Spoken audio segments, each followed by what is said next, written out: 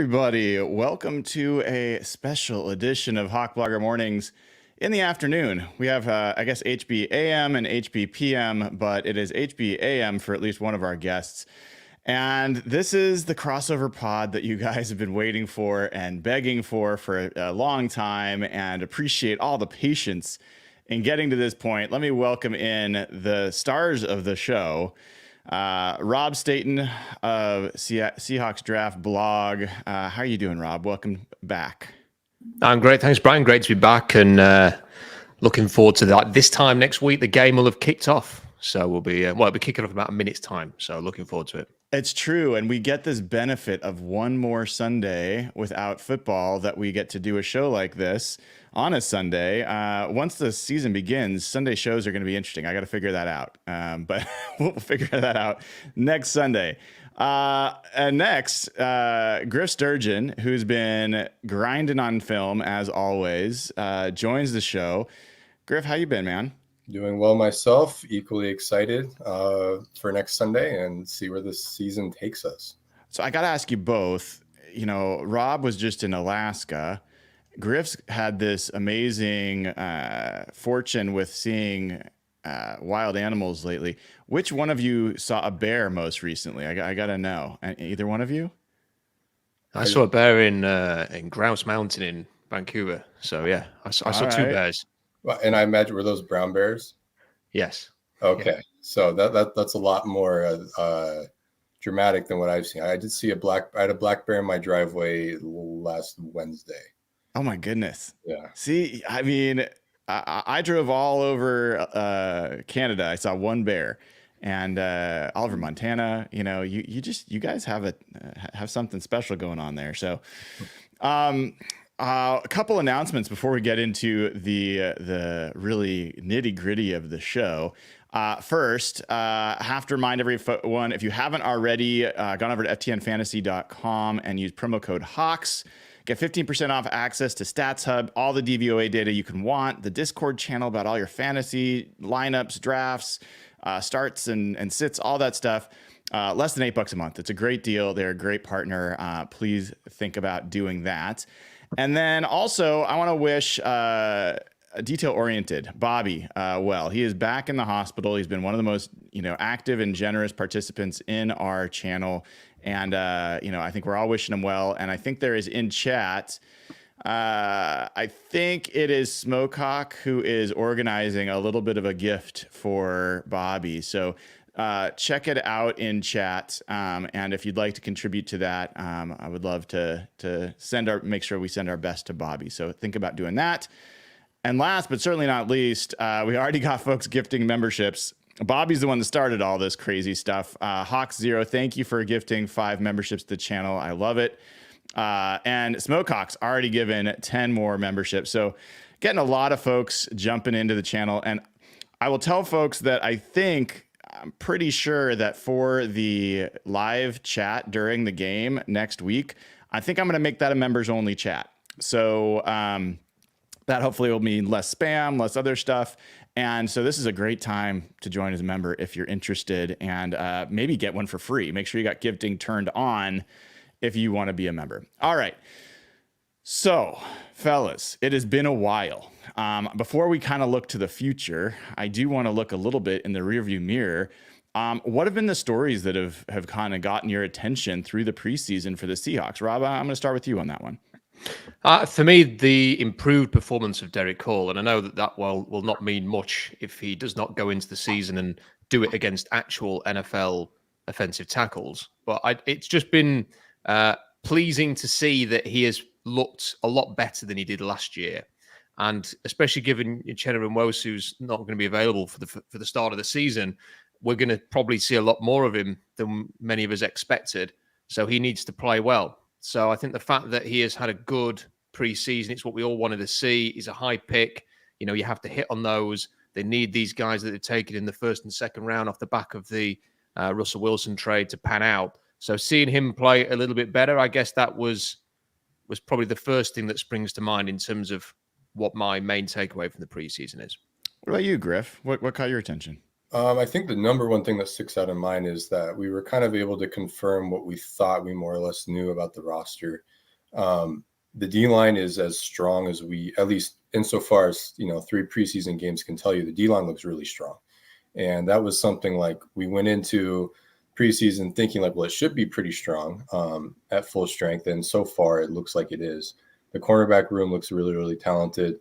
The linebacker room, I think, definitely drew the most questions from all of us. But it looks like there's some competence there at minimum and a path for improving as well. So all in all, and then on the flip side, offensive line, it's like, we know that there's just a lot of open questions there, but nothing happened in the preseason to sink any hopes or, take it to new heights. It's just kind of a touch and go thing. So all in all, it was a preseason that didn't have a lot of surprises, I think. And honestly, I'm good with that. I'm cool with that. For either of you guys, was there any, there's a lot of roster moves, obviously getting down to 53, the practice squad, there's been people, put on, taken off. There's some maybe considered some surprise cuts, trades, obviously, that were made. Any of those moves that either, got you a little frustrated or got you a little more enthusiastic? Anything that stands out for you guys? I mean, not for me personally, because I don't ever feel like not being there at training camp and not being able to see it with my own eyes. It's quite hard to judge just off the preseason games, because I always kind of feel like, like Sheriff is a good example of this. He played very well in the games, in particular in that last game, and which went on forever. And I kind of like, off the back of that, you do think, well, he's going to make the team. And then I think it was right after the game that Mike McDonald said, he's played well, we hope to get him back or something. He basically confirmed there and then that he wasn't going to be on the 53-man roster, and ultimately Carolina, who are going to be in the running as before the season begins to be the worst team in the NFL, or one of the worst 5, I think. And they're taking a punt on players and just having a look at young players, and he may well get cut in a couple of weeks and he's back in Seattle. Like, you just don't know. But like, looking at him in that Cleveland game, you think, wow, they've got to take this guy, they've got to keep this guy. And then you kind of realize, well, it's preseason, who's he playing against? What is he looking camp? Like, maybe he's the kind of player that they feel like, yeah, he can do it against third stringers, but he's actually got a very limited ceiling based on what they've seen. You don't really know how he's performing day to day in practice. I've not seen any of that. So I guess there was no major shocks. There were 1 or 2 players that I thought, well, he might make it for this reason, whether it's a cost reason or he can do a couple of things, and this guy can only. I think Williams has obviously shown that he was the best kick returner, but part of me wondered whether or not he showed enough as a cornerback where they were trying him to think. When he was playing cornerback late in that Cleveland game, I thought, are they desperately trying to see, oh, please do something so that we can justify having you just for the kick returning? And then when D. Eskridge scores a punt return, you're thinking, well, he can play receiver, maybe not very well, but he can play it. And you do wonder about that. And then they just go with Williams. You think, well, fair enough. D. Eskridge has had a million chances. And I guess it's only right that one punt return should not be the thing that keeps him. Like in the last game and the last week of preseason, if the other guys played well throughout the whole of camp and the rest of the preseason games. So there was nothing that surprising, nothing too disappointing for me. And then when the cut downs were happening, you could kind of look through the list and see players. Well, maybe they could give him a try. And there was Bryce Young who was cut by the Raiders, and you think, oh man, I quite liked him in the draft. Could they bring him in? And I think somebody else the Eagles picked him up in the end. So there was things like mild disappointments, but nothing too serious. And I think a lot of your roster work where you get high and low on the decisions happen in March and April. So. And the start of May. So this nothing really happens this month. Yeah, Griff. I mean, Rob talks about Jamie Sheriff, who was obviously probably the one that got the most attention. Yeah. And it was interesting. I'd asked Mike McDonald the question that led to him talking about, we hope that they know that we've shown loyalty to them and invested in them, and they'll come back to us. That was before they even knew Uchenna Nwosu wasn't going to go on IR. He had just gotten hurt that night. So they had already, it was pretty clear he wasn't going to make this cut one way or another. Right. And yeah, to Rob's point, we've seen Levi Bell, we've seen Nick Reed, we've seen Casey Williams and Troy Maine Pope and all these names that have flashed in preseason, and then they don't really amount to much. We've also seen Michael Bennett, who went to Tampa and popped. So it's not like it's crazy, but it's hard for me to really fault the team too much. I'm curious. One of the positions for me that does bring some questions is the cornerback room. This was a room that was deep and experienced. You had Mike Jackson, whether you loved him or not, a guy that had started a lot of games and was at least competent at corner. After Trey Brown, Devin Witherspoon, and Reek Woolen, you've got guys, if Artie Burns can't be brought up, you don't have really anyone else that knows what they're doing back there. So that room's gotten very different very quickly. I'm curious if you had any reactions to that. Yeah. I mean, really, my perception characterization is what you just said. The first stringers are really talented, and then the second stringers, they really kind of started over. Carl Scott's still coaching them. I mean, he'll get time with these guys. So it's interesting that they kept the same DB coach and they turned over a lot of the depth. So it's not like a new coach just wants new guys for the sake of it. I'm sure he's part of that decision making with the rostering, and he's kind of starting over with his group as well, right? With the exception of the three obvious names and four if you count Artie. So yeah, it might be too much too soon if Pritchett has to play real action. Hopefully injuries doesn't necessitate that. But at the same time, I'm still eager to see what they do with these guys at the bottom of the roster, because they always end up bubbling to the surface eventually in time. They end up getting snaps for one reason or another. I guess I'm not shocked that DJ James didn't make the team based off of his play. His actual coverage was kind of lacking, but I also thought, well, you kind of have to weigh his college snaps. He did show quite a bit there, and I would think they'd still want to keep him around. But hey, in the spirit of competition, he didn't make the team, right? So the cornerback depth is a little curious to me, but it's not like a concern or anything. And I'm sure they'll keep adding to the room throughout the year as well. Yeah. I think they initially thought maybe Artie Burns was going to be okay, and now I think they're having some second thoughts based off of the fact he didn't practice on Thursday. So as we head into what will be the first true game week for Mike McDonald, is there anything you feel like you've learned about the coach or the coaches during the preseason? Things that stuck out to you, either how they handled press conference questions, how they handled things in game, the way the team played. Anything jump out to you? Griff, I'll start with you on that one. If you're to extract a theme, like a subjective theme, because it's hard to nail this stuff down, right? With it's a lot of it is subjective and hard to point at. But if you're to try to extract a theme from the games that we watched, all the stuff that, when they put out a play call or they're scheming in a way where it's within a player's ability to perform well in. So it's not outside of their realm of they put out a play call just to see what their guys would do for evaluation's sake. Of the stuff that theoretically they can handle, they're handling really well. So that's a sign of, cohesion, coaching, communication, et cetera, all those words that we would associate with that, right?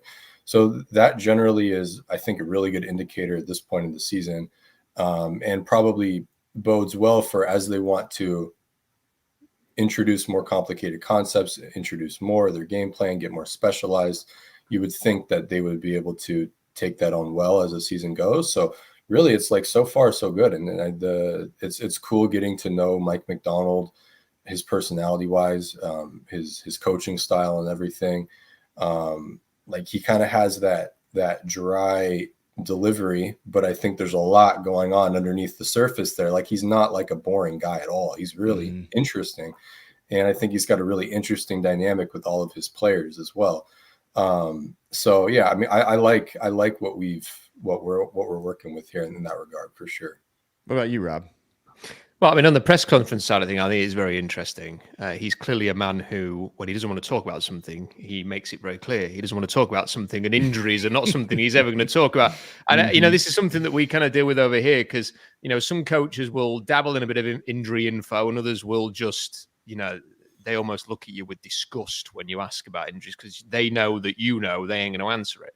So it'll be interesting to see how that develops over the year as to whether or not the questions continue, because it's very much as we would say over here, a straight bat. I don't know what a baseball reference for that. Maybe a bunt every time someone throws a ball his way about injuries. I find the two things that I found most pleasing off the top of my head.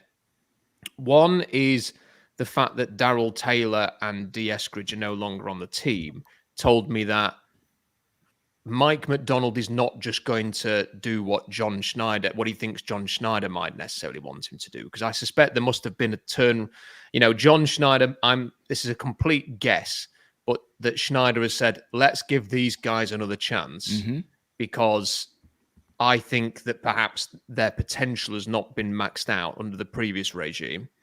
And knowing that the GM likes these players enough to keep them around, a young coach in his first go-around might have had an issue turning to the GM and saying, I actually don't want either of them.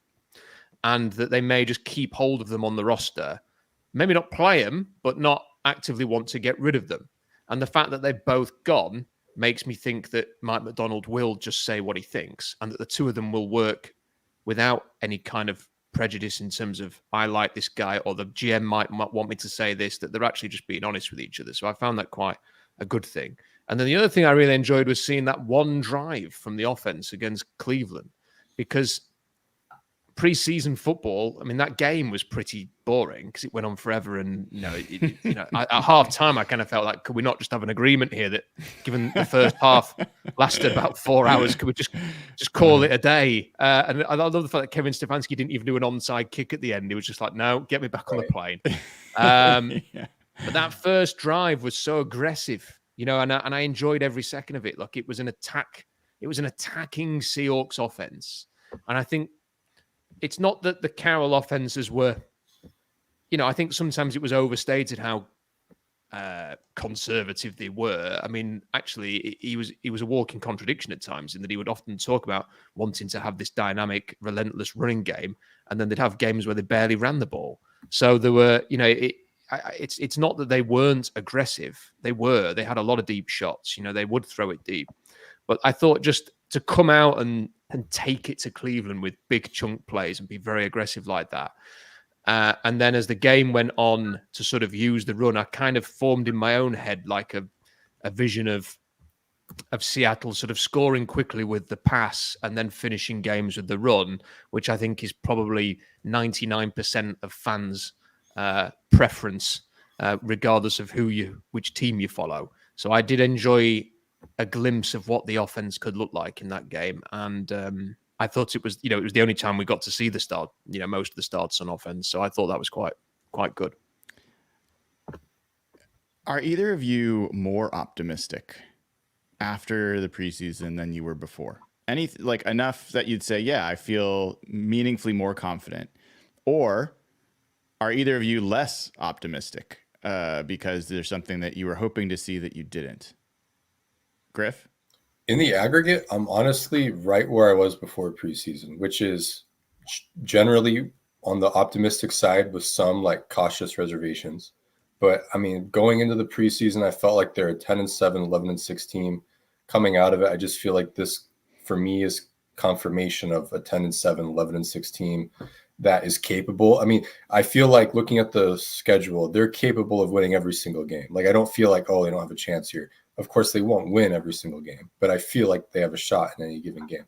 So, I mean, honestly, there are some nuances here and there. I feel a little bit better about the linebacker position. For example, Connor Williams on the offensive line changes the whole complexion of the entire picture there.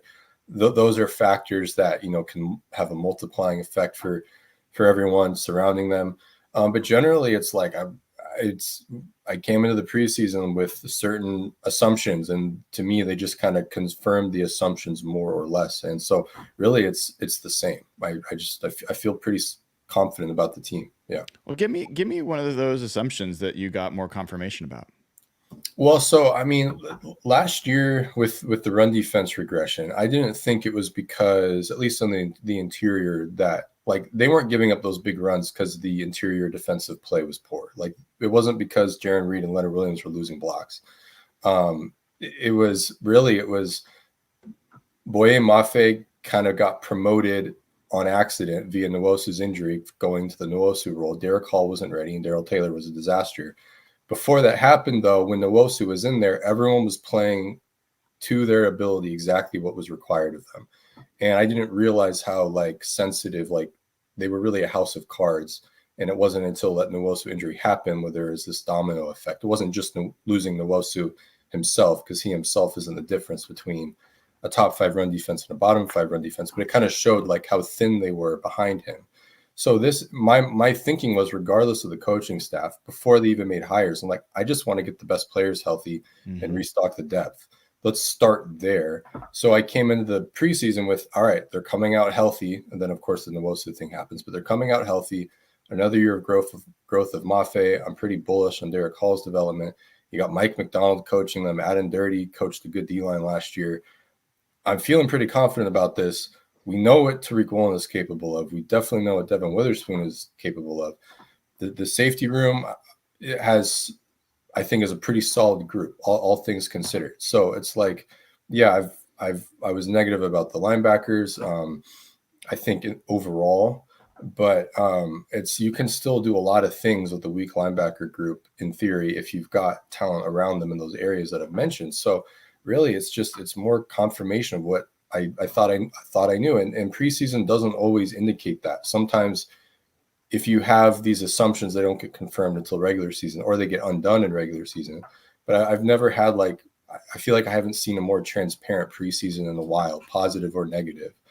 But yeah, Rob, for me, I'll just throw out there, and then I'm curious for you, but when Mike McDonald first got hired, I don't know if you guys picked up on this, but my read was he was kind of looking to John Schneider a lot, and first time head coach, moving across the country, didn't know anybody here. No one on his staff was someone he'd already worked with other than, obviously Leslie Frazier, but there was a lot of kind of deference. And I was like, is this guy going to be a little bit in over his head?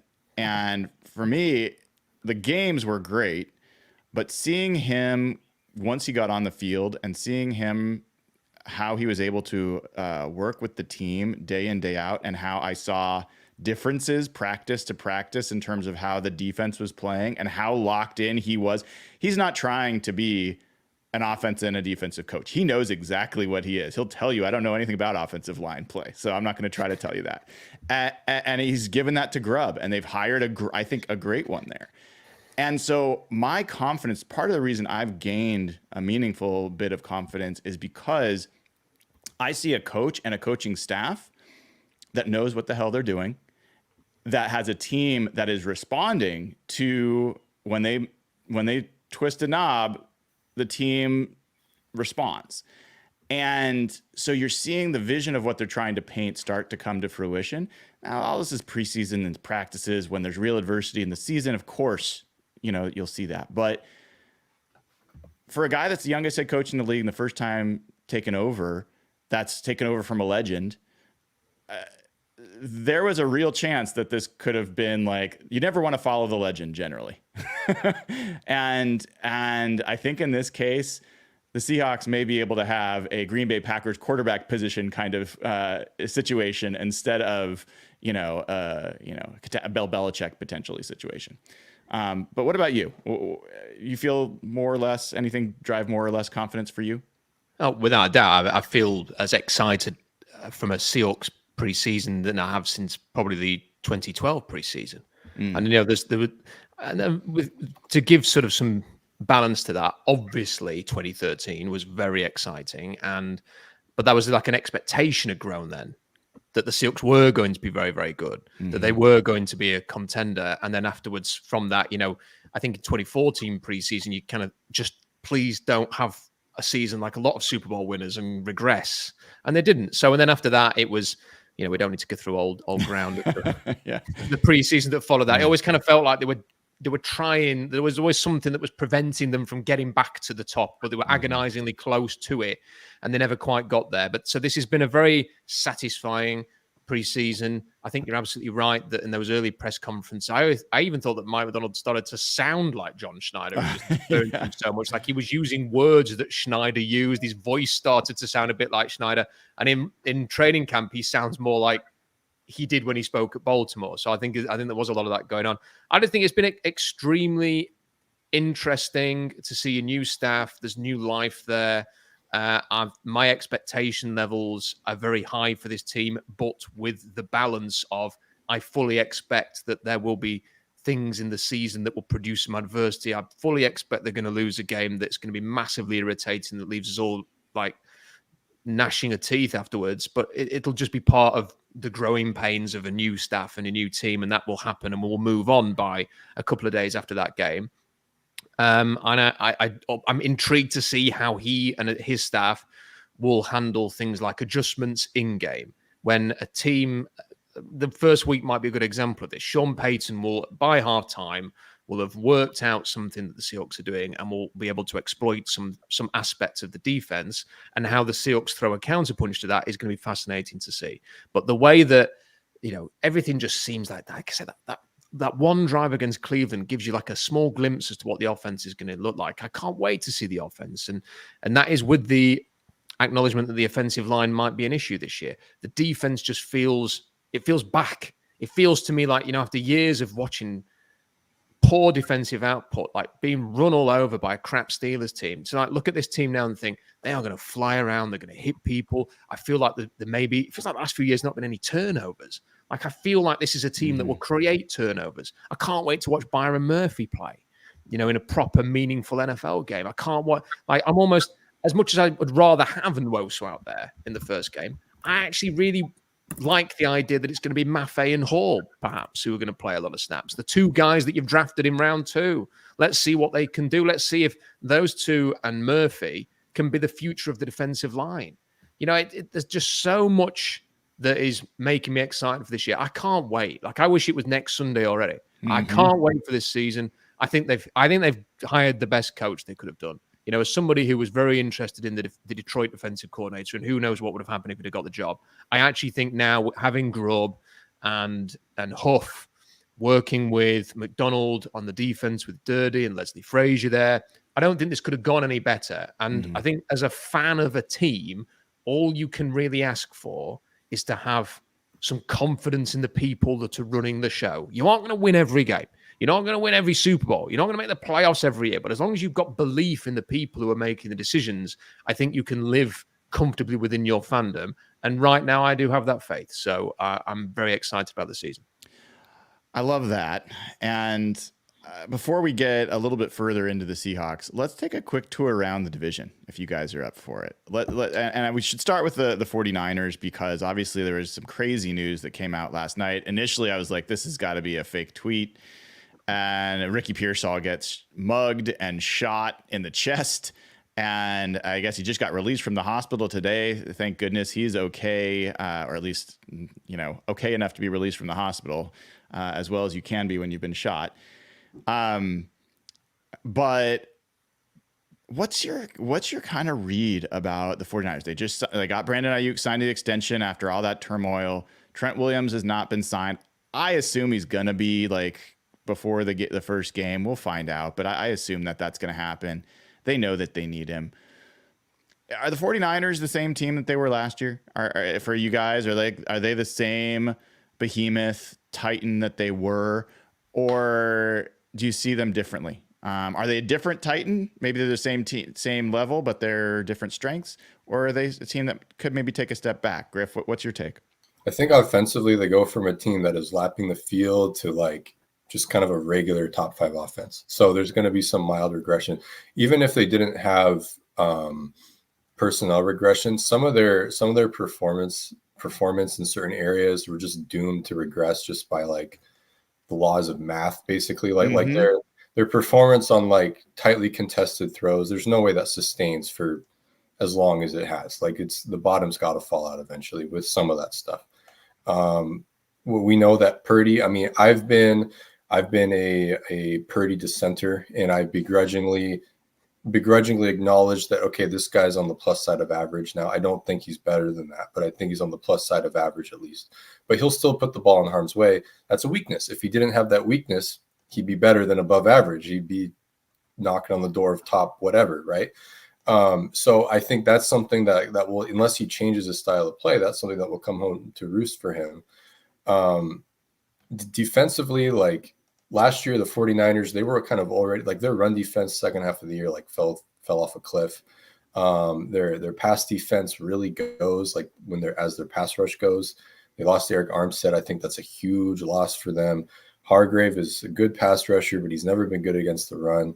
Nick Bosa is obviously an all-world player, but like teams load up the offensive line, they go into 12 personnel, 21 personnel. Like the Niners are not built; they are not structured to take that on right now. They've only gotten thinner at D-line, so I think they were kind of figured out schematically a little bit, and they didn't have the personnel to offset either. So I definitely think that the 49ers themselves would be a little more less of an insurmountable hill, but they'll definitely still be a challenge. I would still bet on them to win the division if I were to bet, but they're not like, if they run into them in the playoffs, I'm not going to go like, all right, they have no chance here. Yeah, I'm curious where you're at on this one, Rob. I mean, Griff hit on a lot of the points that I've been feeling about that 49ers team, especially the defensive line. I think this was a team that was built through a number of top 10, 15 picks invested in defensive line. You know, DeForest Buckner, Eric Armstead, Nick Bosa, Javon Kinlaw, Solomon Thomas. Like they put a lot of investment in that defensive line, and now it's down to Bosa and some hopefuls. And on offense, that offense was historic in a lot of ways statistically last year. It's going to be hard just to match that, let alone exceed it. And that wasn't, by the way, good enough to win it all. And in fact, it probably wasn't good enough to get to the Super Bowl last year. They were very fortunate to win both of those games in the playoffs at home. So I get accused of being overly pessimistic about the 49ers and overly optimistic about the Seahawks. That's kind of my deal. But I'm curious, what's your take there, Rob? Well, like you, I don't want to go over the top because obviously I hope that the 49ers have a horrible season. But there are certain things that I've noticed in the last few weeks, guys, that have just made me think that I don't feel like you have to work too hard to talk yourself into the thought of them having a slightly worse season than many people expect. So for years, they were drafting very early for their defensive line. It felt like a priority. It was almost at the expense of the entire team. They would take another defensive lineman. And as Griff mentioned, Eric Armstead's gone. DeForest Buckner's gone now. The well has kind of run dry. They've got to spend a fortune to get Hargrave in. And he's a good player, but like he's not. He's also getting old now. And like eventually he's going to hit a wall. There's the same way that you presume that eventually the likes of Trent Williams will. Maybe he won't. Maybe he's just going to play forever. But Deebo Samuel has, and others have. Maybe George Kittle will eventually. And you just kind of feel as if it's now Nick Bosa and the rest. Rather than in the past, it was like, my God, what a scary defensive line. Mm-hmm. Now, Nick Bosa is going to be a handful for everybody. But if you only have to look after, like, if it was a case of one pass rusher can do it all for you, then the Browns would win every game because they've got the best one. That it's not like that. There are ways and means of just drawing attention to Nick Bosa. And even if he has a good game or gets a couple of sacks, you can work around it. They're not going to just smother teams, I don't think, with the defensive line anymore, with Armstead moving on. Dre Greenlaw is not healthy. That's a big loss for them. Brock Purdy's in a contract year. He's talked about sort of elevating his game beyond merely what he's done in the past and becoming this like otherworldly player now. It sounds like he's trying to become Josh Allen or something. Like he wants to do more. I've got a real feeling that he might force things this season in a way to sort of get the most out of his contract year. So, and that maybe he will do that early and then Shanahan will get him by the ear and go, stop doing that. This is not what we want you to do. And maybe there'll be a recovery in time for them to finish the season the way they want to. But I do think at times Purdy might try and do stuff that he otherwise should not or would not be doing because he wants to max out his contract year. There's been talk of the body language during preseason games. You know, one thing I keep thinking is, can you keep playing this brand of football that they've played, which is very physical, year after year after year, getting close, NFC Championship games, Super Bowls, and another NFC Championship, another Super Bowl, never actually winning the thing, and then keep coming back and doing it year after year? Because eventually you are just not going to be able to do that. It's a bit different with the Chiefs, who can just trot out Patrick Mahomes and Andy Reid every single year, put a few players around him, and you know that they're going to be great as long as Patrick Mahomes is healthy. Like, it's a different brand of football. So can they keep playing that way? Deebo Samuel he doesn't look like Deebo Samuel anymore. There's already talk that this is going to be his last year. Now, he will still probably have some good games, but I did 3 fantasy drafts last week. I didn't even consider taking the guy because I don't have much faith in him at this point in his career. And I don't think the Niners do, which is why I think they've spent £1 bajillion on Brandon Ayuk. How's that dynamic going to affect the team? The fact that he's not been with them all the way through camp. Now he's got paid. Trent Williams hasn't been paid, though. How does he feel about that? Is he going to be out there week 1? What's he going to do? We've seen offensive linemen. One of them ended up in Seattle a few years ago. Hold out for a few weeks into the season, force the hand of the team, and they can't really afford to pay Trent Williams. So what they're going to do there? What was the other thing I was going to say? Oh, yeah, the last thing. I saved this for last on purpose. I was listening to Chris Sims the other day, and he is good friends with Kyle Shanahan. They played at Texas together. And he was talking about the Niners, and the angle on this clip on YouTube was, are you concerned about the Niners? And I didn't know whether it sounded to me like he was trying to convince himself on behalf of his friend that they were actually going to be okay. It did not seem confident and compelling at all. And it's just struck me that I think there's a bit of worry there. And like, I think if you were going to ask me to say who is going to potentially be the most disappointing team this season, it might be them or Philadelphia. Yeah, those are my 2 teams as well. And it's interesting, Griff, you talk about the turnover-worthy throws. Brock Purdy, 3.4% of his throws last year were deemed turnover-worthy. That was 10th most in the NFL for qualifying quarterbacks. Geno Smith was 3.5. So everyone talks about Geno Smith like he's always putting the ball in harm's way. He was basically the same as Brock Purdy. And when you look at big-time throws, Geno Smith had 6% of his throws were big-time throws. Brock Purdy was 5.8. So you had Geno Smith making more big-time throws as a percentage of his throws and basically the same amount of turnover-worthy throws. For both of them, that's an issue. Like, it's an issue for Geno this year. I think we'll be keeping an eye on. And one of the things that Purdy has going for him is that Kyle Shanahan doesn't ask him to make that many big-time throws because of the types of plays he puts in the playbook. I see a lot more evidence that Ryan Grubb is going to be putting simple completions on the plate for Geno Smith. And the question is whether Geno's going to make the order or whether he's going to force it. And that's going to be an interesting thing to watch. But yeah, I agree with you, Rob, and Griff on the 49ers. I think the key thing there is, we haven't got all the way to this, but I'll tell you, I'll spoil it. I'm not like predicting or expecting a Super Bowl victory for the Seahawks this year. If they do it, awesome. That would be great. But I'm not, I think they need a little more time. So all I care about is the 49ers not winning one is my primary concern in that situation. They have to be better than they were last year. I don't know how you make the case that they're a better team than they were last year. And that wasn't enough last year to get it done. They're going to have to face an inferior opponent. A lot of things are going to have to break their way. So that's why, for me, they could sign Trent Williams, and they will. Is he going to stay healthy all year? Is this offense going to perform to that same level? Is Christian McCaffrey, who's already been fighting injuries, he going to stay healthy all year? He hasn't done that for a lot of his seasons. So I do think there are some questions in San Francisco. I don't think the vibes are great there, but it's a formidable, talented team. So I'm not blind to the fact that they are absolutely the odds-on favorite in the division. Let's go to the Rams. Also an interesting team. Made a lot of interesting moves. They lose Aaron Donald. They draft the entire Florida State defense to play defensive line, and then they go get a safety down there as well from Florida. So then they do weird things like they lay off their assistant special teams coach like last week right before the season, and they trade Ernest Jones for nothing, and they expect Troy Reeder and like it's a weird situation there. And they also, Steve Avila, who was supposed to be moving from guard to center, they signed Jonah Jackson to a big free agent deal. And now they're saying, actually, by the way, Avila is going to move back to guard, and we're going to try Jonah Jackson, a position he's never played before, is going to be our center. What's going on? What's going on in LA? Griff, do you have a kind of take on this team?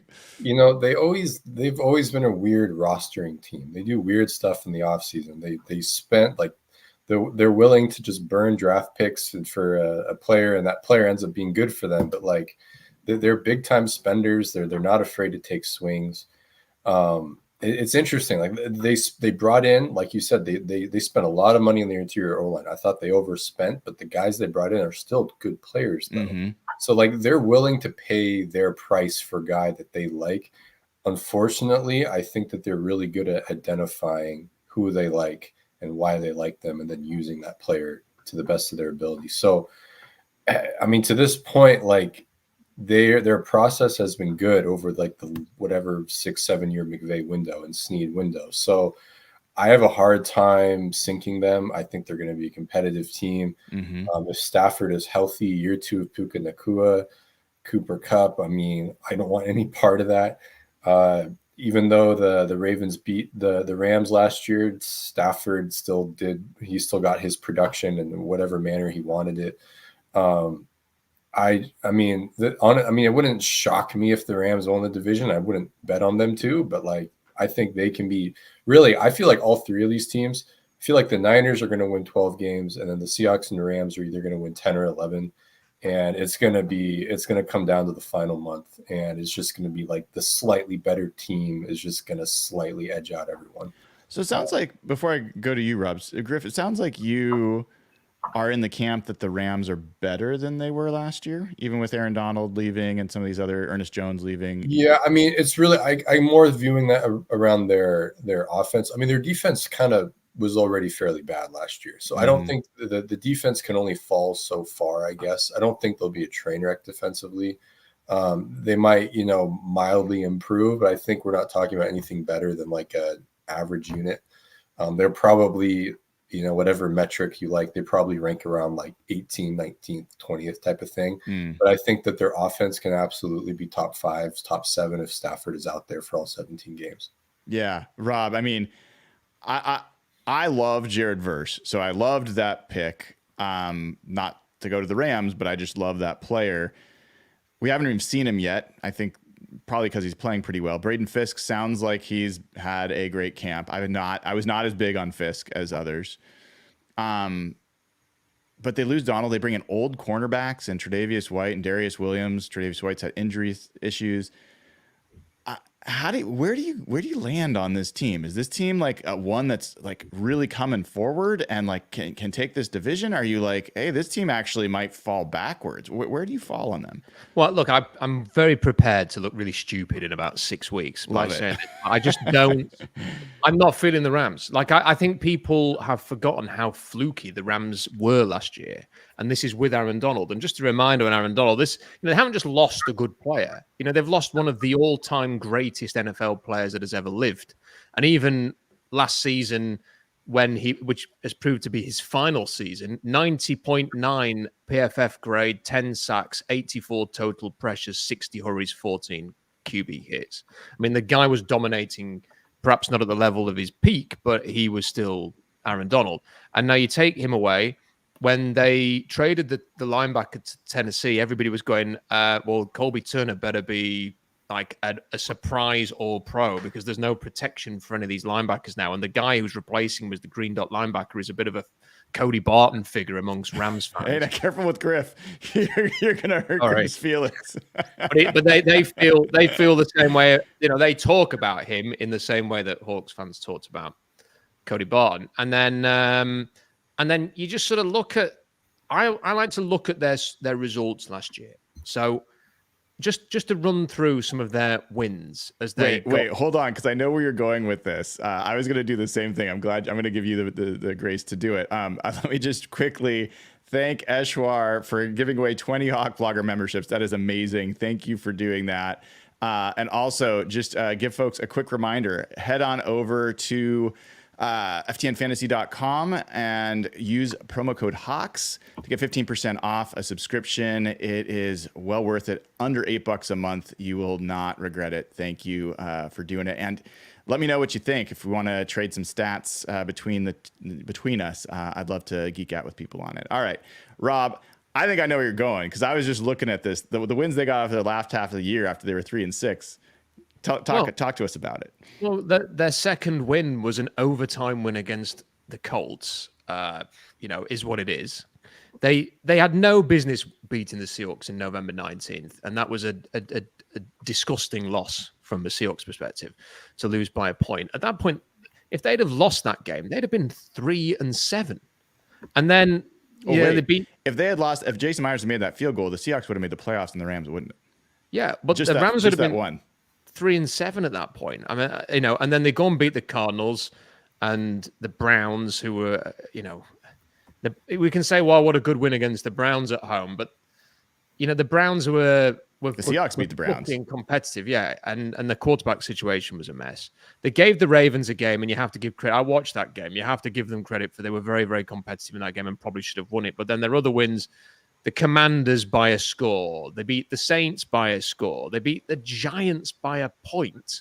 And then they beat the San Francisco backups by a point to finish 10-7. Like, this is not a team that really had many great wins. I think you could even go back to the first game of the season where the Seahawks afterwards were going, we weren't really ready for that, or they wanted it more. And you think, come on, guys, it's the first game of the season in Seattle against the division opponent. How could you not be up for that? And I think they caught the Seahawks in a place they had no business being. And then you sort of look at some of their losses early in the season. They were handled by the Eagles. They were handled by the Steelers. They were destroyed by the Cowboys and the Packers, and that was before the Packers really hit their straps under Jordan Love. So I don't think the Rams are that much of a threat. I think losing Donald's an issue. Obviously, McVay is brilliant, and the caveat with all of this sort of diminishing the chances of the Rams and the Niners has to be put in the context of two really good offensive coaches who are still going to produce offense for both of their teams. Stafford is a good quarterback. Nakua and Kupp are good players, and they'll be able to run the ball and stuff like that. I don't know. I was watching the Rich Eisen prediction thing on YouTube, and they all had the same rankings for the NFC West teams. And as people are quite commonly reminding me in the comment section that I have been not always the most optimistic Seahawks fan over the years. But I have, I listened to all three of them, and I couldn't believe that none of them adjusted for the fact that Donald had gone, and maybe there were things weren't all that the same with the Rams, or that maybe they were a bit overrated. And I genuinely believe the Seahawks are better than the Rams. I do not think the Rams will finish above the Seahawks. I do not think they will be a 10 or 11 win team. I think they might regress a little bit. And if they don't, I think Sean McVay should be considered for honors for coach of the year, because I think he's got a huge job on his hands there. Matt Stafford's going to be another year older. And I'm not sure. I think this is going to be tight. I think the Niners and the Seahawks are going to be a lot closer than people think. And I think the Rams might not be as good as people think. So I think that they're maybe a tad overrated. Yeah, I love that from you. And look, like I said, I love the Jared Verse pick. I think Kobe Turner and Byron Young are good additions. I think I like the youth that they've got, that they're building there. I like some of the secondary guys that they've drafted. I like what they did on the offensive line, as Griff said. I think Matt Stafford had maybe his best year, or one of his best years. He was an absolutely elite passer last year, an amazing quarterback last year. Kyron Williams, they've got a lot. Puka Nacua, like I don't question any of that. But when I look at their strength of victory last year and those last part of the season, it's not impressive. And it is a little hard to say, how does this team get that much better? I think it's going to have to be that offensive line is going to have to be very effective in run blocking, and that they can basically impervious to defenses. They can run, they can pass, they can do all that, and the offense just dominates. That's the story that this has to be. And they have to hit on rookie defensive players being like legitimately very good right away. And there's not a lot of pass rushers, honestly, that come into the league and immediately hit. It just doesn't happen that often. It usually takes a year or two. Look what happened with Boye Mafe. Look what's happened with Derek Hall. You can put a little bit of a comparison between Derek Hall's speed to power game and Jared Verse's speed to power game. I'm not saying they're the same player, but there's some similarities there. So We'll see. And by the way, those guys, Mafe and Hall, had veterans to lean on and to learn from. So we'll see. Let's go quick on the Cardinals because I want to actually get back to the matchups between the Seahawks and the 49ers and the Seahawks and the Rams, mostly the Seahawks and the 49ers. Griff, I got to start with you here because I assume all of the hipster film guys love the Cardinals. They're like, they might not be good, but they're going to be interesting. Like, are you in that camp? Are you like, hey, I love what they're doing on defense, even though they have terrible personnel? I think they're one of those teams where it's like the coaching staff will make them appear better than they are, but that's a relative statement. So like they probably have a bottom 5, bottom 7 defensive roster, but they might play like the 20th best defense. So it's one of those things. I mean, they just don't have the firepower. The artillery isn't there. Like they just don't have it, but they are going to be well coached. They do. I mean, watching their tape, their first halves, they put together very precisely procured game plans, and it works. Smoke and mirrors stuff, and then it's just you run out of stuff, and the talent ends up winning out because offenses make their adjustments, and then it's just okay. We can't fake this anymore. Our guys are just losing the one-on-one matchups, you know. So it's going to be another case of that. If the Cardinals have any hopes and dreams, it's going to be one of the. They're going to be. If they succeed, it's going to be off of the back of like the puncher's chance on offense type of thing. If Kyler Murray's out there, Marvin Harrison, Dortch, I mean, it's going to be that sort of thing. But I mean, I earnestly believe that coaching staff was bad when we hired them. I was like, this is patchwork. They're just desperation. Or is the owner just trying to, have a cheap coaching staff and then he'll fire them or whatever? It's one of those things. And I think that they, to their credit, are earning their paychecks. So thankfully they don't have a stronger roster, because if they did, they might be making more noise. Rob, you talked a little bit about concern or skepticism around the Rams. Right now, the Cardinals have the same over-under win in Vegas as the Seahawks, 7.5. Are you one of those people? And that's up from, I think, 5.5. It's moved. And the Seahawks number has just stayed right where it is. Are you one of those people that thinks, hey, man, Kyler Murray might get back to his MVP style play from a few years ago when he had DeAndre Hopkins that was younger? Now he's got Marvin Harrison Jr. Michael Wilson will be Batman or Robin to Marvin Harrison Jr.'s Batman. And they've got a great running game and. Are you buying that?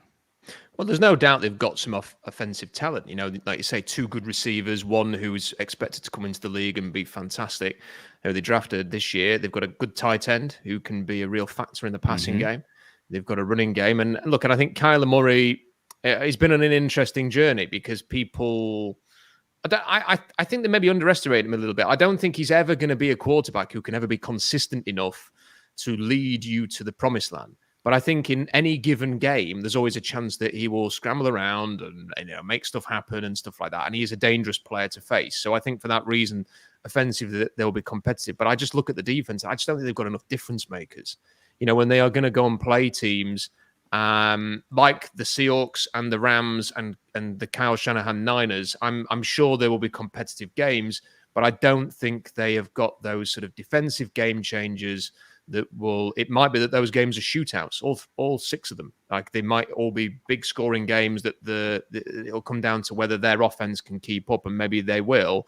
So I think there will be an interesting opponent. I don't trust them.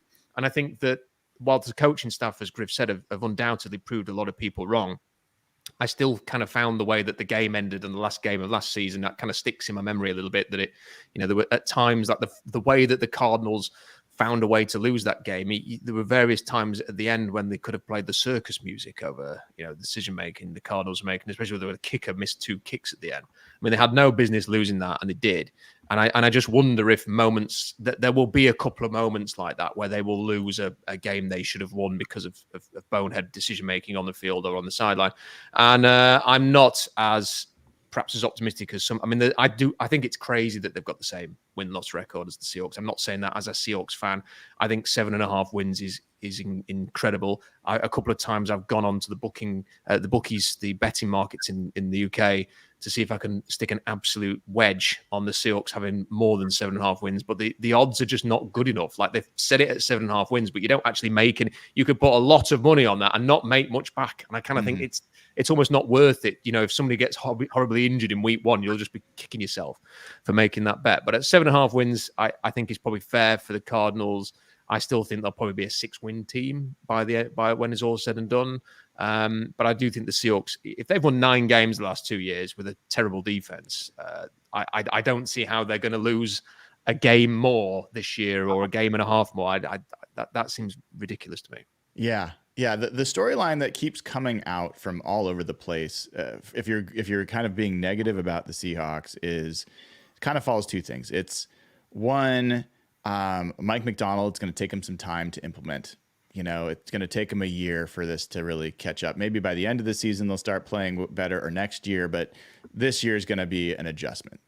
And like the Ryan Grubb is new to the NFL. That's kind of one common trope that I hear around nationally and somewhat locally as well.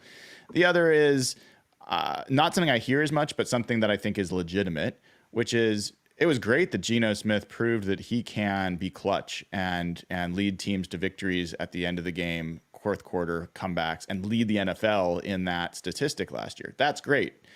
Not great that they had to come back so often against the likes of the Titans and some of these other teams to pull out close wins.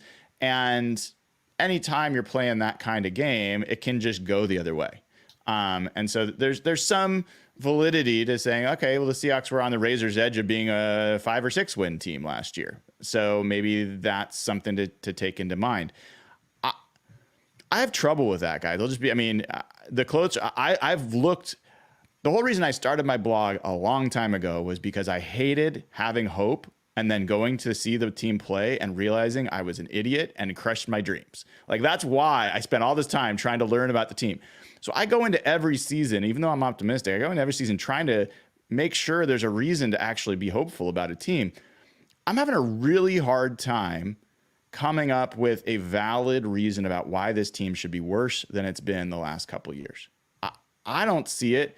And in fact, the evidence I'm seeing is so much to the opposite. It's almost comical to kind of, like, it's hard to kind of even have the conversation, because I think you can make the case that this team will be better at every level of defense and every level of offense.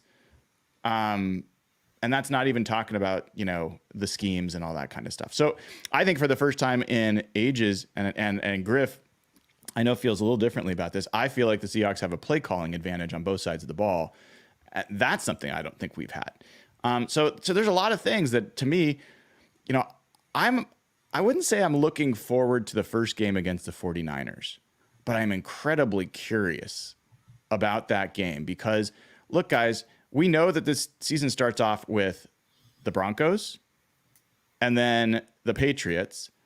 And then Mike McDaniel comes in, who, by the way, Mike McDonald did defend quite well last year. Then they go to Detroit, who they've beat already the last 2 years in Detroit. And Mike McDonald embarrassed Jared Goff and that Detroit offense when they came to Baltimore.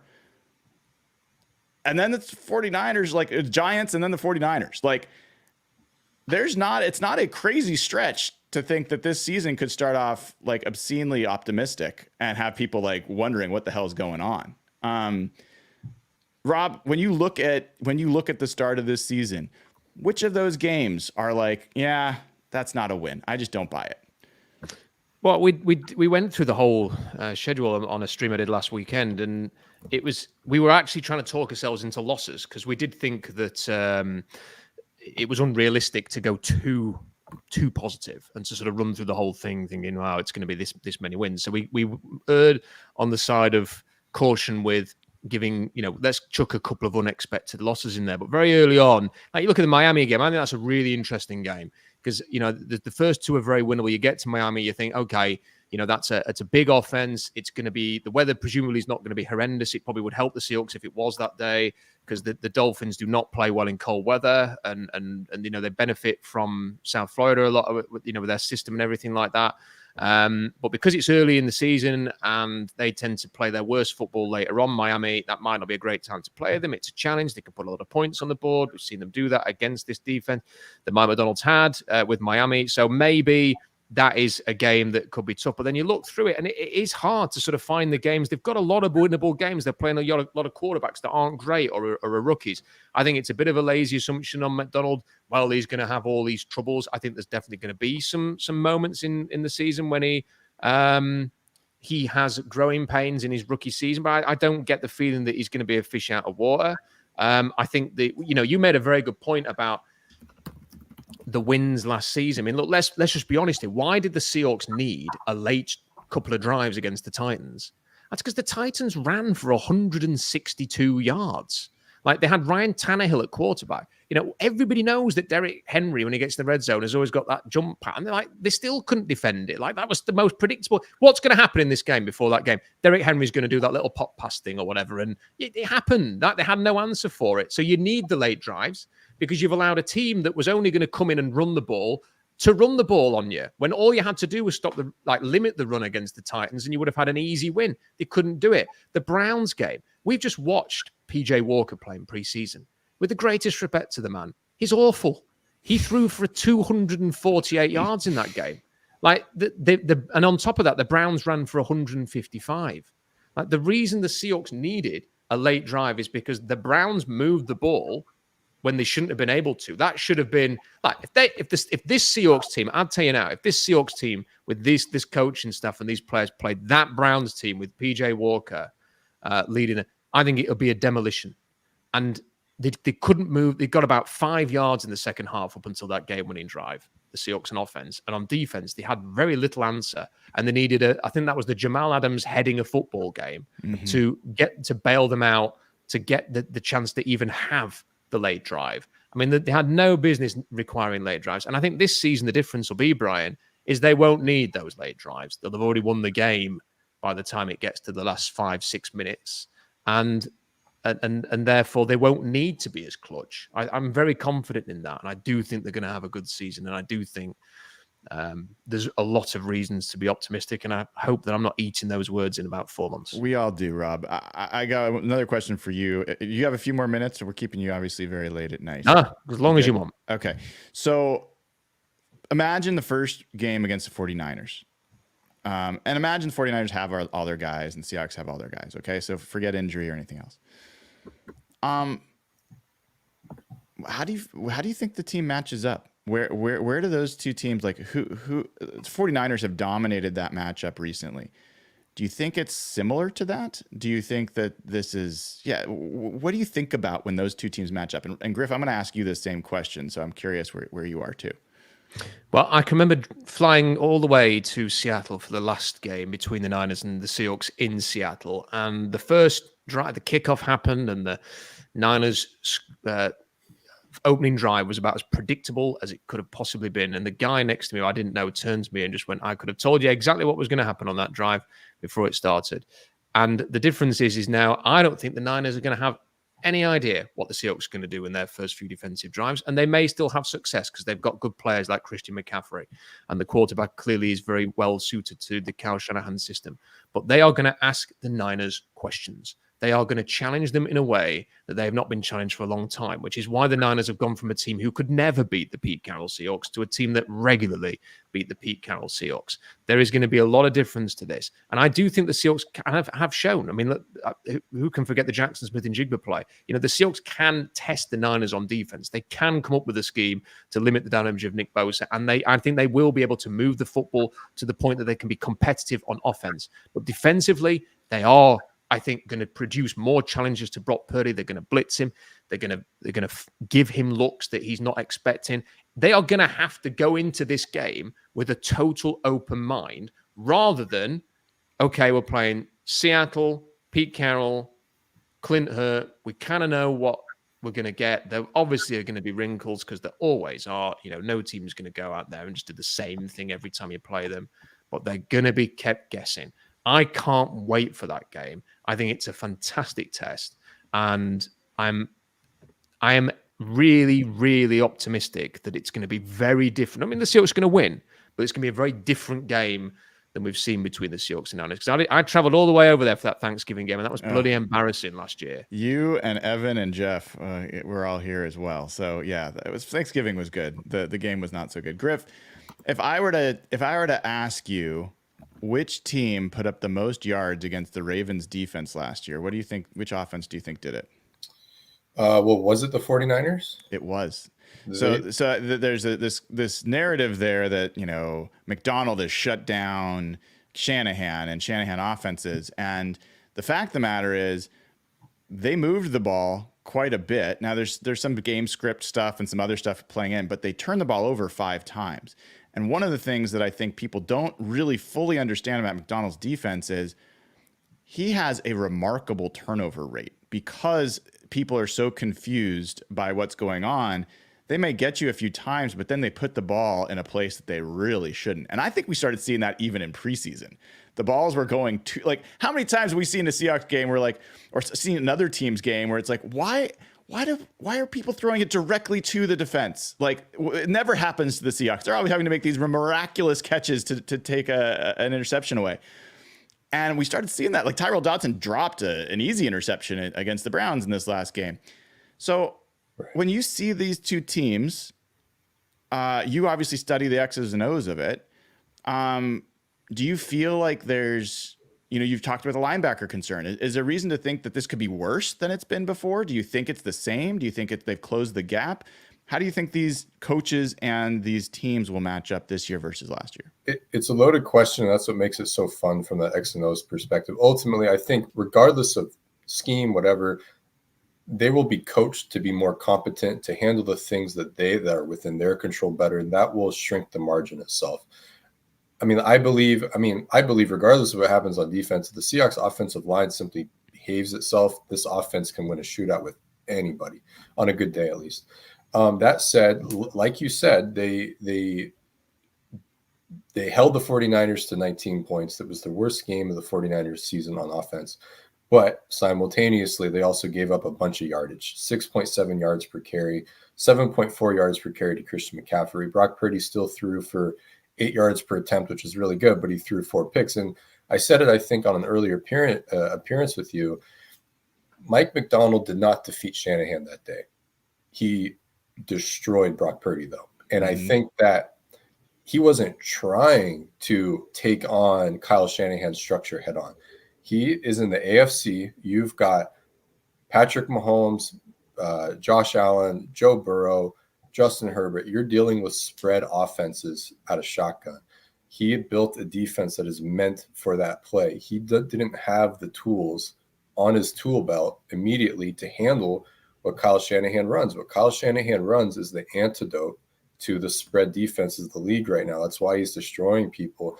That's why Seattle started losing to him when they left their old structure, even though it could have been better, even though it needed to be more talented. They left an old structure. They embraced a new structure, and they got slaughtered for it. And it was the wrong pivot to make. And so, but McDonald, he comes into that week in my mind. If I'm just total, fan fiction here, he's thinking, what's more cost effective for me? Do I put in installed play calls on 1 week for my guys and have them do stuff, live in an area of my playbook that they aren't as familiar with?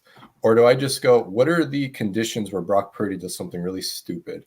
Can I try to schematically create those situations as frequently as possible and then just play the odds? And honestly, on watching the All-22, that's what it looks like. That was his bet, and he won.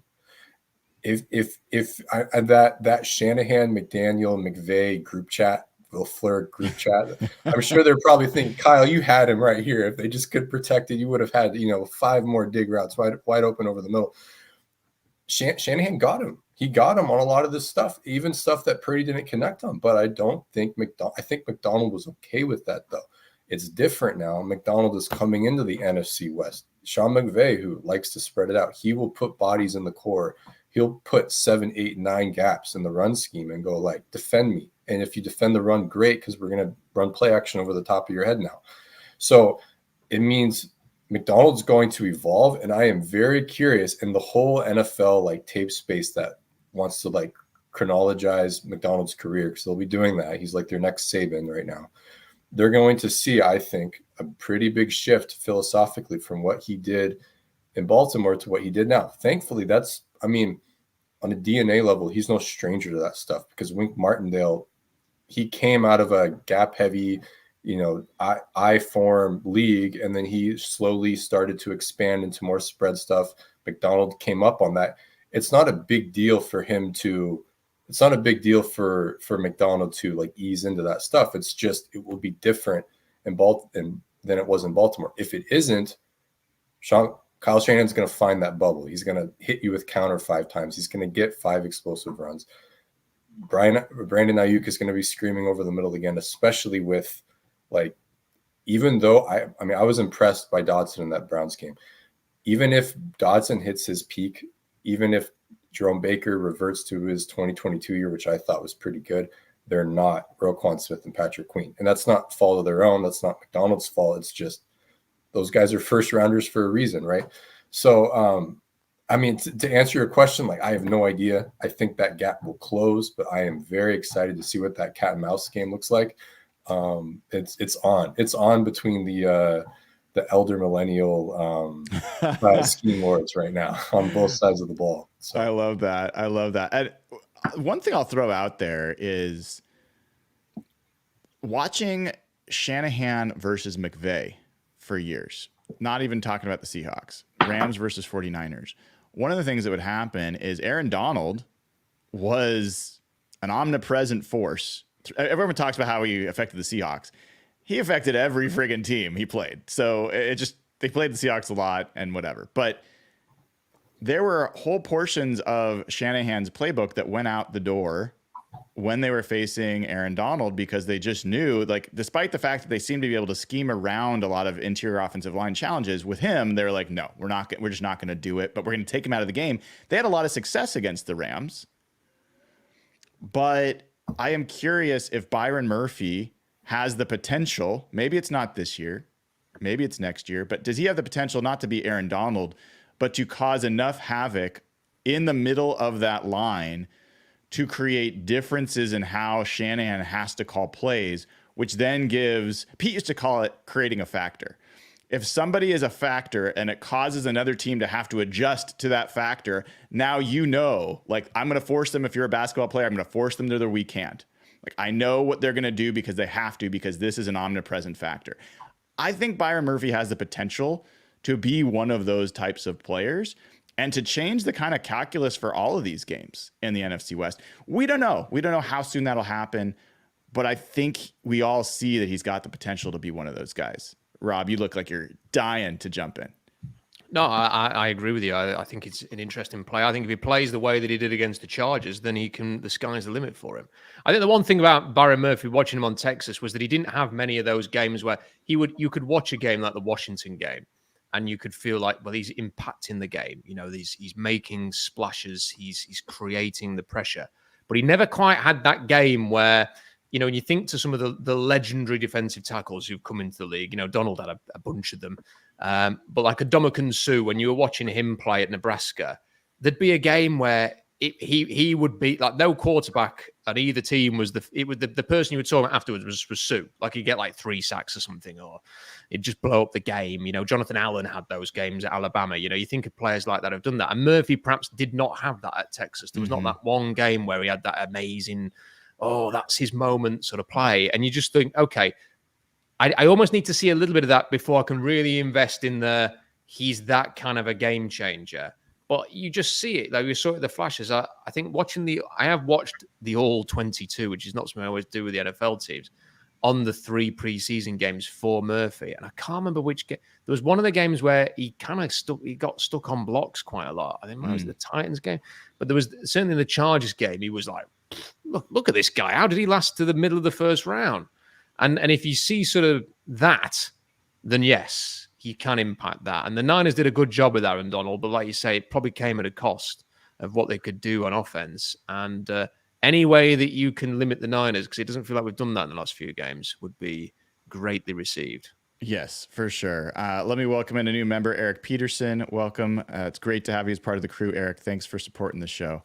All right, guys, let's start wrapping here. You guys, Griff especially, and I think Rob, you talked about it as well. As far as like win totals for the year and how you think the NFC West is going to play out, Griff, give me how you think the NFC West, the order of the NFC West, and going into the year, and give me how many wins you think the Seahawks are going to end up with.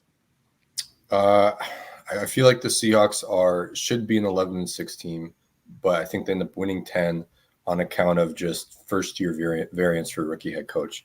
I still think that would be a very good first year for McDonald. It's not McDonald pessimism at all. It's just, he's adjusting to a new job basically.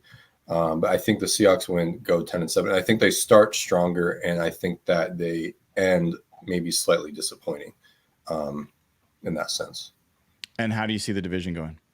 I think the Niners still win it. I think the Niners go 12-5. I think both the Seahawks and Rams go 10-7, but the Seahawks win the tiebreaker over them in the seeding, and I think the Seahawks get into the wild card. All right, Rob, where are you? I do not see many games that I would consider very, very losable for the Seahawks. So there are obviously games. Detroit away on the road is a very losable game. The Niners on the road, the Rams on the road. I expect they will drop a game like the Bears on the road or the Jets on the road, but they are all very winnable games. So I think they're going to win 11 or 12 games this year because the schedule works nicely. I think the improvements are there that they can build on. If they win 9 wins with the defense as it was, I see no reason why they can't stick a couple of wins onto that. I think they are a team that has got a lot of good young players who are going to take a step. So I think 11 or 12 wins. And I think that might be enough to win the NFC West. But we'll see. I want to see the Niners. I don't want to write them off at all. It could be that the Seahawks and the Niners are like neck and neck. And it's like a last week of the season. Who wins? But I don't know. There's just something about the Niners that you kind of have to wait and see. And I think if I were the other teams in the division, if I actually paid attention to those teams, I'd be fearful of the Seahawks. I'm going to say that they've got a good chance of winning the division. I was already looking at home playoff games as a potential journey over next start next year. Rob, I mean, if you're looking for a wager, I mean, and you want something with decent action, Seahawks to win the NFC West is like plus 750. So, I mean, okay. There we go. That's a much better play. And I know a couple people that are really staring at that number.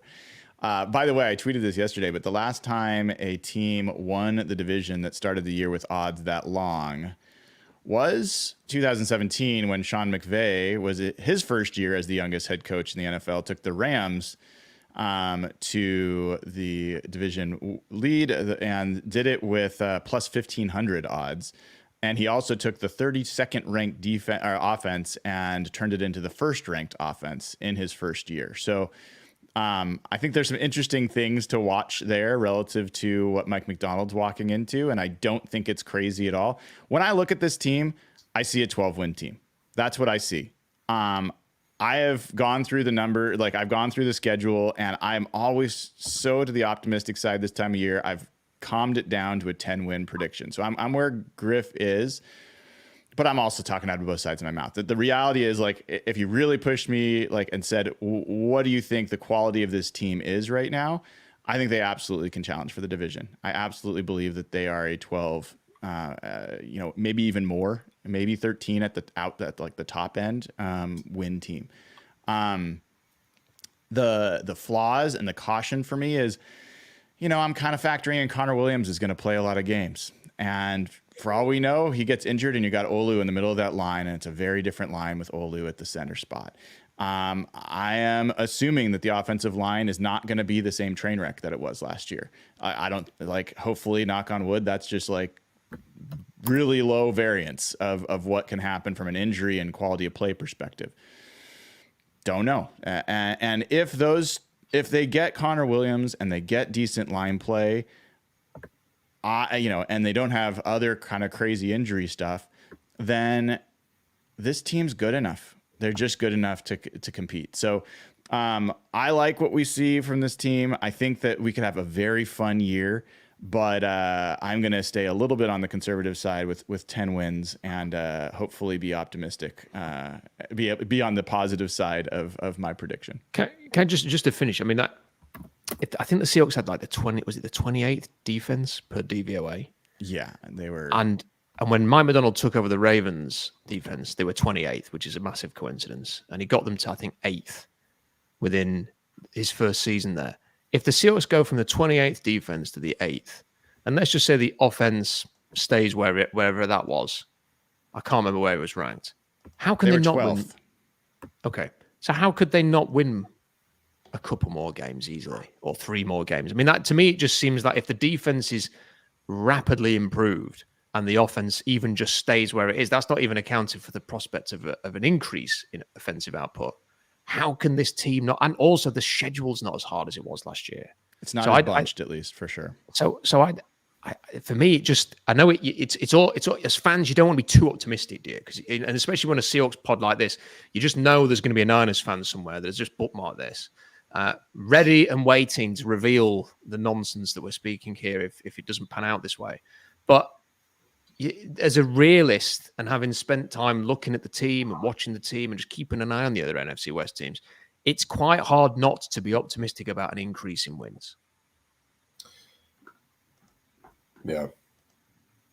Were you going to say something, Griff? Well, I was going to jump in. So to Rob's point, they won. As disappointed as we were with last year, they still won 9 games. And Rob, you also mentioned earlier, they could have just as easily won 5 or 6. But part of this whole move, like the coaching change move, is we're talking about before you even get to improvement, we're talking about just getting back to neutral and what that trajectory meant. So in my mind, if I were to unpack the 2023 year, there was a period where the defense was trending right up into that Ravens game. And I don't remember what they were DVOA at that point, but in EPA, which is like EPA and DVOA are cousins of one another anyway, like they have very similar inputs.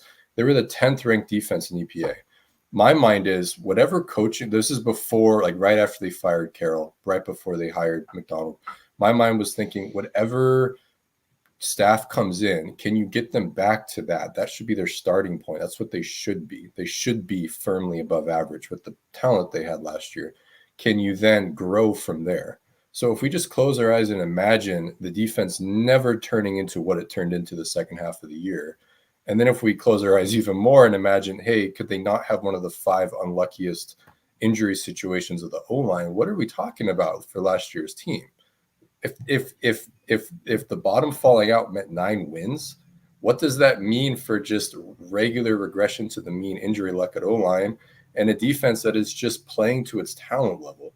And then that's before you even get into what can Mike McDonald bring in addition to that. So, I mean, if this was if they had this exact roster, but McDonald was into year 3 with them, with that background and stuff, I'd be saying 12, 13 wins. Why not? If we're just playing that game of comparing apples to apples, oranges to oranges. So, I mean, it's them having some truly out of this world season isn't impossible. I just don't think it's the most likely scenario, but it would not shock me if they win the division and make an NFC championship appearance. I just probably more likely that doesn't happen, but it's not implausible. And when we've definitely felt that was implausible for certain past recent teams. Yeah.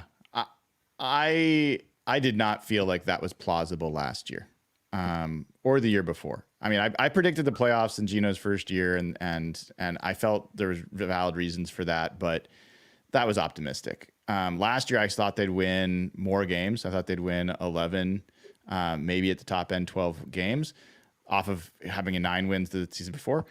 All the reasons you brought up are reasons why, especially losing your 2 starting tackles in the first game, really just blew up that entire year. And then Uchenna Nwosu going out. There's a lot of things that just went really wrong for them. But it's hard for me to look at any part of this, whether it's Mike McDonald, Ryan Grubb, Adam Dirty, Leslie Frazier, Kenneth Walker, DK Metcalf, Jackson Smith and Jigba. I can kind of keep going. Even Charles Cross, I will throw on that list. Derek Hall, Byron Murphy, Devin Witherspoon, Reek Will. It is hard for me to look at any of these things and be like credibly say, I think there's a reason why these guys are going to step back, why they're not going to be as good, why this team's not going to be as good. It is just a matter of how quickly they realize their potential and whether we find out that they're a player or two short. That's kind of the question going into it. And how good can these guys be? How quickly? Because they still are very young at some of the most important spots. So I love it. I think we're all kind of in the same mindset. We cannot wait for this season to get started. Let me give you each closing words before we head off to the rest of our Labor Day weekend. Well, normal weekend for Rob. Final words for you, Rob. Yeah, I think what you just said is quite true, and I still think one of the most beneficial things that I've done. I suspect that you two probably feel the same way.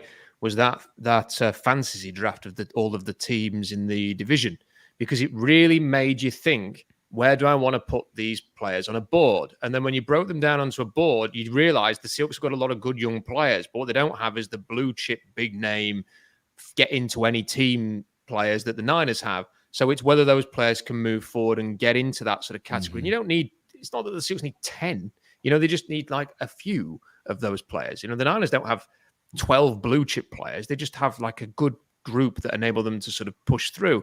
And I think if you did that exercise with the entire NFL, it'd take forever, but you'd probably find that the Seahawks have got a bit more talent than quite a lot of other teams.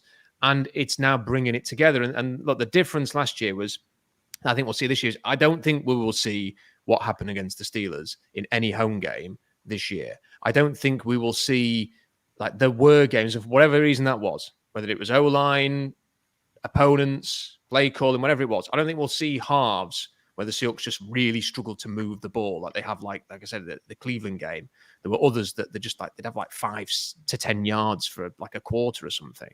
Like, I don't think we'll see that this year. I think they are going to do a better job against the teams that everybody thinks they should beat. And it all seems to be sort of trending towards the opportunity to have a good season. They will inevitably, as I keep saying, lose a game. We expect them to win, because it just happens every year in the NFL. The Chiefs lose games they're expected to win. And because it's a new staff and a young team, that will happen. And that will probably prevent the Seahawks from maxing out. Like, it's very rare that a team wins the exact number of games they should win. But I still think this is about as optimistic as you could possibly be in a long time as a Seahawks fan. So bring it on next week. And I fully expect them to absolutely destroy the Broncos next year. Bo Nix may well, and Sean Payton may end up having a great relationship together, but I don't think it's happening in week 1. Griff, before I come to you, Rob, what's coming up on Seahawks Draft Blog? I know the college football started. You've already posted 3,500 words on what you saw yesterday. What's coming up for people? Yeah, so a lot more. I've been watching South Dakota State against Oklahoma State. I actually had to stop watching that to come on here to watch Mark Gronowski, who is a quarterback for South Dakota State, who I've not watched. So I was watching him for the first time. And lots more of that. If you are a bit of a draft saddo like me, you'll be interested in what's coming up, and streams, articles, the works, all on SeahawksDraftBlog.com.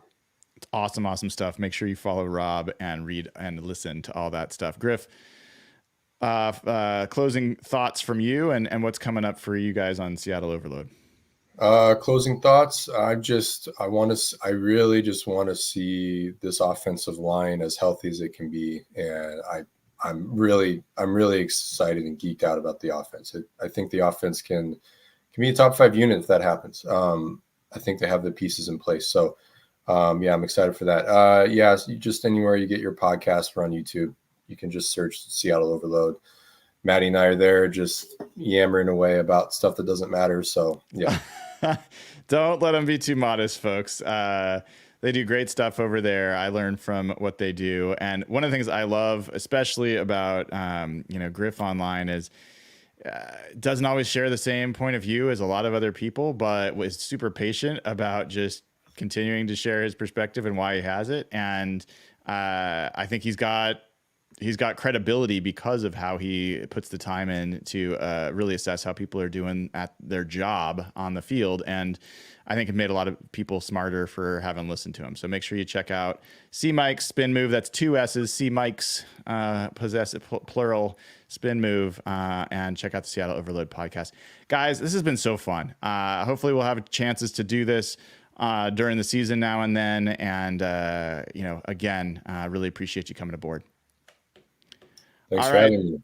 Yeah, that is Rob Staton and Griff Sturgeon. Make sure you check them out. And I will suggest, if you haven't already, make sure you click like and click subscribe. And then make sure you go over to Seattle Draft Blog, do the same thing, and Seattle Overload, and do the same thing.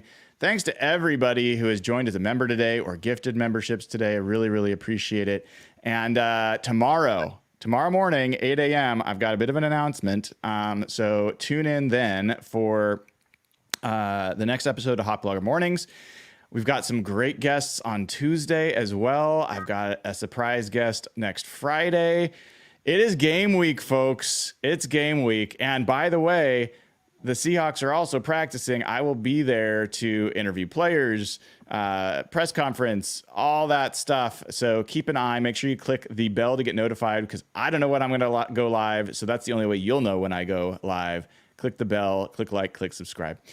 All right, everybody. Thank you so much. Have a great rest of your Labor Day weekend. Until I see you next, I'm Brian Nemhauser. This has been episode 161 of Hawk Blogger Mornings. Take care, y'all.